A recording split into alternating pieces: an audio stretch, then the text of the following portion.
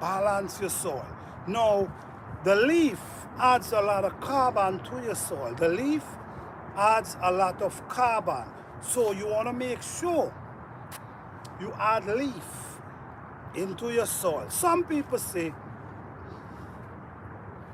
someone asked me one time, because I will go and I will get the body, the trunk of the tree, and I will bury them, put them in the soil. And someone asked me one time, why would you lift up all these heavy trunks and bury them when you could use like the beans that you grow? Well, you got to remember, the beans that you grow, yes, it might be able to add something to your soil, but would it add enough? Right, you're not growing enough beans to put all around your garden, so you want to get other things. So now, if you're using the grass, which we can get in the garden, if we're using the leaf, which fall from the tree every fall, we also want to add a little tree body, like the trunk of the tree, because that's hard.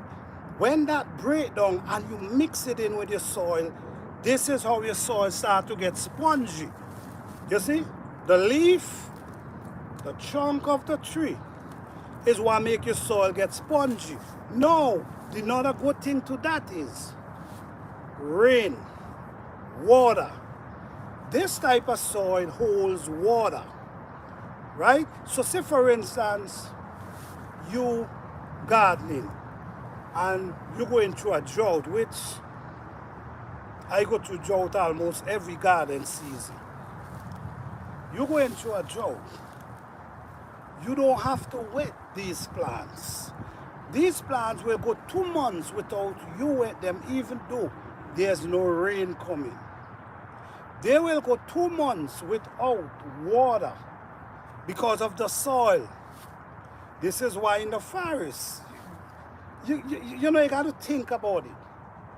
I know many people never went in the forest, so they don't really understand the system that works in the forest. When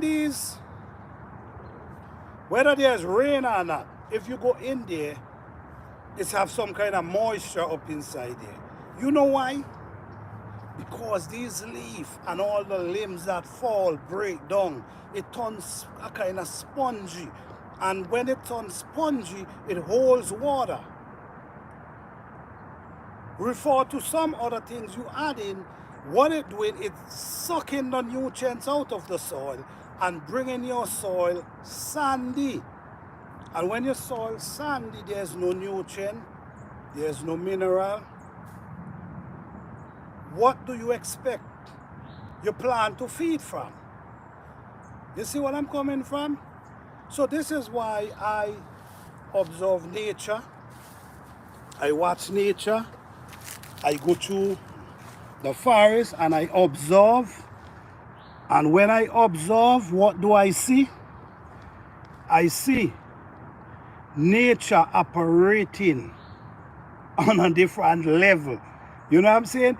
If we want to be successful in this thing, we got to follow nature. If you want your soil to always be full with nutrients, you got to maintain your soil. You got to maintain your soil at all times. Every year you got to maintain your soil. Next thing you don't want to do, you don't want to add too much leaf and too much weeds every year. You don't want to do that, because the thing is, your soil, the dirt have to be dominant. It got to be more dirt than compost. So you got to be mindful of that. You got to know how much to add, because the soil, you want the soil to balance. So if the soil is balanced, these are the kind of looks you're going to see. You're going to see the looks. This is the type of looks you're going to see, and the feel. This is what you're going to see. If your soil is not balanced, you're not going to see this. What you're going to be seeing, you're going to be seeing something sandy. You're going to see Let me get some soil from under the shade.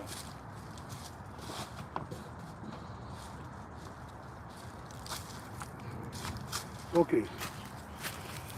This is soil I get from under the shade.